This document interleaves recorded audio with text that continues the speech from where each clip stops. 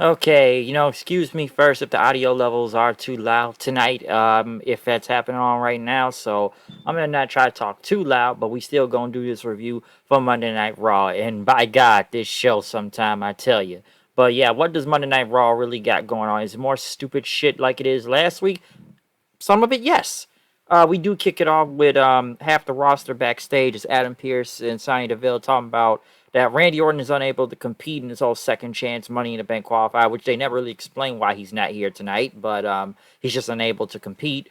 But they basically said they're gonna have a battle royale to get his replacement. Matt Riddle showed up saying he had a letter from Orton why he's not here, and claimed that Orton wanted Riddle to wrestle on his behalf tonight. Pierce and Deville didn't buy it, but Riddle said, "How about this? I'm going to enter on the behalf of Orton," which they did agree to, which Matt Riddle was able to be in this battle royale. Then, but Matt Riddle was working real hard tonight. I'll give him that. But from the Viking Raiders to Mustafa Ali, Truth, Gulak, Jinder, Mansoor, Priest, Tozawa, Jeff Hardy, Shelton Benjamin, Cedric Alexander, Humberto Garza, we're all in this match tonight. And even at some point, we had 24/7 title changes between Gulak, Tozawa, and Troop. Because why? We haven't seen a 24/7 title in a while that we forget. We had to bring it back for some reason tonight. So Tozawa ended up beating Truth again for that title. I didn't even know who the last time the champion was. They haven't done it in so long. I don't remember who the last champion was. Um, Almost there. End up coming out during this match, pulling Eric and Ivar out and yelling then after that, which looked pretty cool. And everything. But who was like the last couple people? It was like Jeff Hardy, General Hall, Cedric Alexander, Matt Riddle, and Damian Priest. Basically, I know Jeff Hardy, getting eliminated by Cedric after trying to dodge a twist of fate. Priest took him out next. I believe it was Priest and Matt Riddle, which actually put a really good match on right there. So they did have a really good match, in this last Battle Royale. And I actually wanted Damian Priest to win this match. I'm sure a lot of people wanted Damian Priest to win, but Matt Riddle ended up winning, eliminating Damian Priest, knocking him off the apron for the win. So, Riddle moving on tonight later in this match for the second qualifier and whatnot. Even though Matt Riddle's in, he's wrestling on behalf of Orton. I'd rather see Damian Priest because, by God, we haven't seen Damian Priest on TV in a really good minute now. We haven't seen him, so at least he was back on tonight.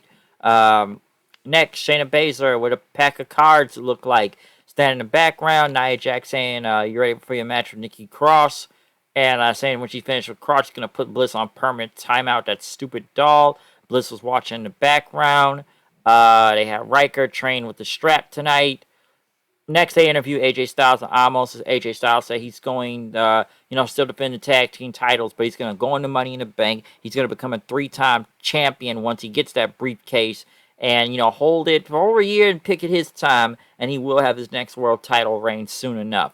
Nikki Cross, the superhero, or the almost superhero Nikki Cross. Almost. She's not a superhero yet. She's almost a superhero. See, with great power becomes great responsibility, and I guess she hasn't learned that yet. I'm not trying to sound like Uncle Ben right here, but I'm sure everybody knows that quote if you watch Spider-Man. But yeah, man, she's got to learn how to get her superpowers and whatnot. Which said the Lucha guys talked to her then, and then she said she's almost a superhero, and she's got a superhero graphic and theme music and and all that stuff. She went against Shayna Baszler. It even got to a point where Bliss came out and then someone hypnotizes Nia Jax, and then Reginald stops Bliss. But then next thing you know, Bliss ends up Nia Jax into the kicking Nia Jax in the leg, and then just back kicks Reginald in the nuts. So yeah, this match makes no sense. It's dumb. Nikki Cross gets a roll up. So yes, the superhero and the demonic hypnotized person, possession, whatever this is, I don't know. Hey man, that'll be. They gotta hire those comedy writers, folks. We just fired one because they don't know shit about wrestling, but we gotta get more of them and whatnot. Next, we got Kofi Kingston coming out, which is probably the best promo out of this entire show.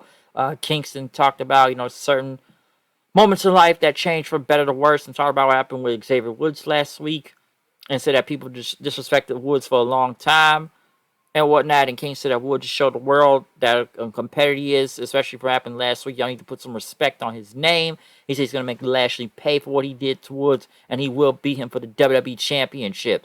MVP came out, basically the same host we got every week on this show.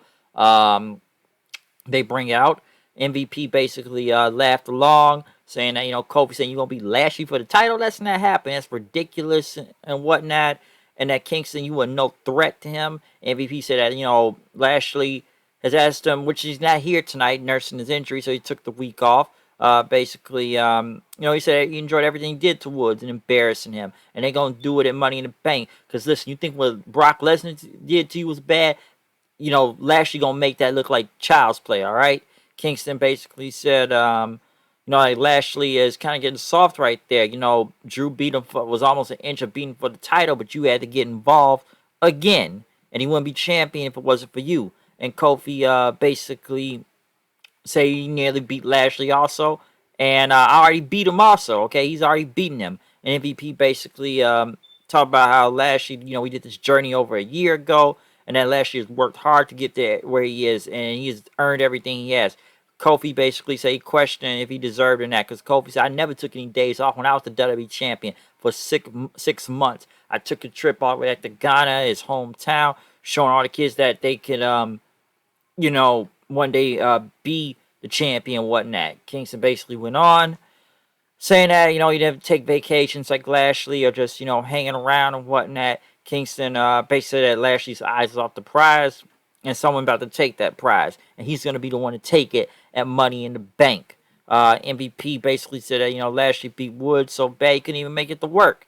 And so what's the odds that you going to even make it to Money in the Bank? And Kofi said that Woods, he will make sure he returns next week. And that, talk about MVP, he got that knee injury and whatnot. But MVP says, if it wasn't for this knee injury, I come out there and knock you out right now. But Kofi said he's been doing this thing for over 6 months now. Like, when you go get and do anything.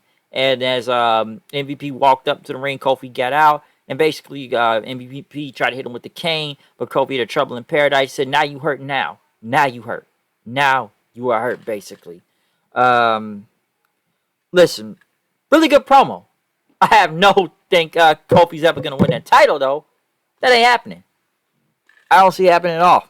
They try to make it look like it, but I just don't see Kofi win the WWE title at all. But it was a really good promo between him and MVP, though.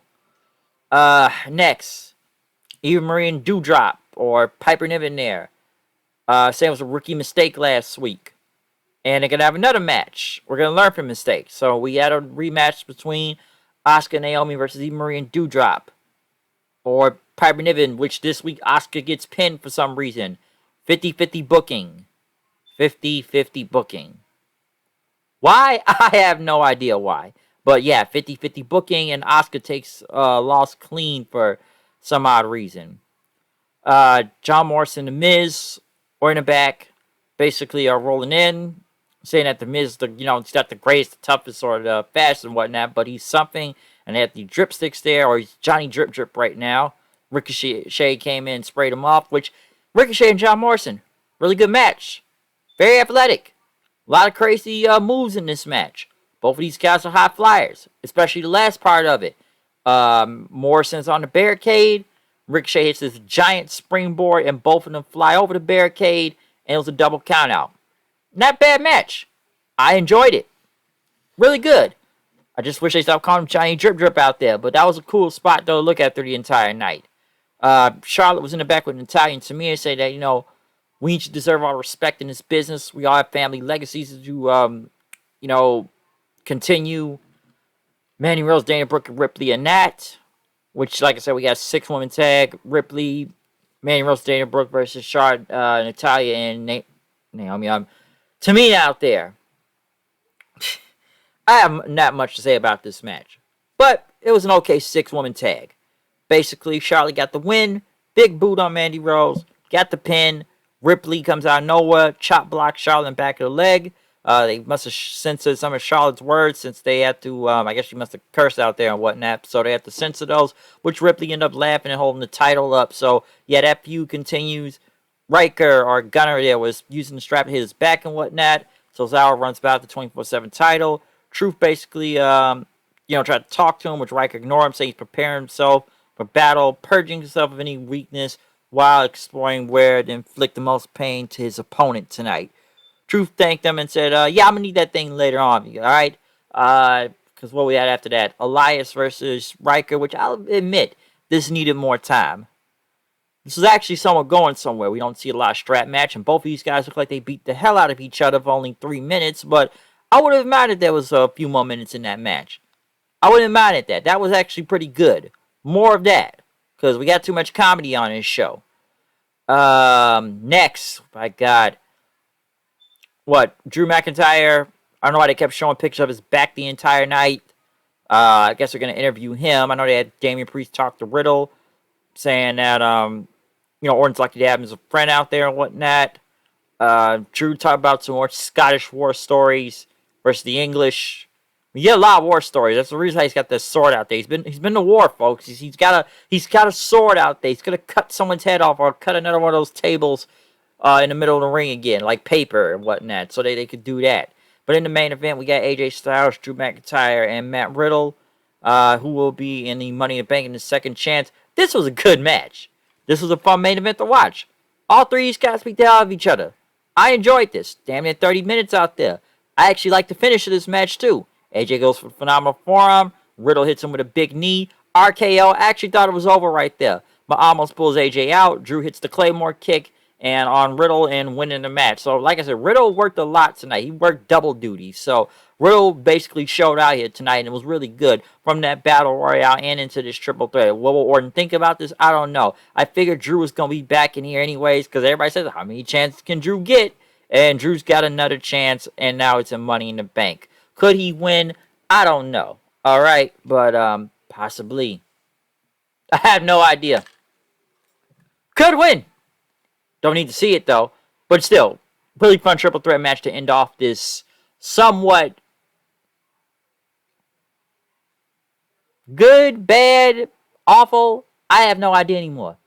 This show was... I like the main event and the Battle Royale.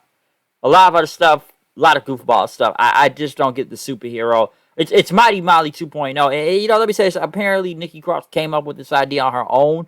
I'll say one thing. At least she's on TV. So, at least it's something that's going to go for it. If it's going to be the Mighty Molly 2.0 superhero thing. If she came up with the exact idea on her own. Because she wasn't really on TV before. So, at least she has found a way to do that. And her and the possessive demon right there. So, we'll see what goes on with that. But, yeah, Raw, though, like I said, really good main event, though. Leading still the Money in the Bank and everything. So, we'll see where that goes. But, yeah, check out another review right now from Raw, SmackDown, and those recent releases I put out yesterday from, last Friday. But check out that also. But, yeah, comment, subscribe. Find me on Twitter at Hooded9890. I'm out of here. See you tomorrow night for NXT. Peace.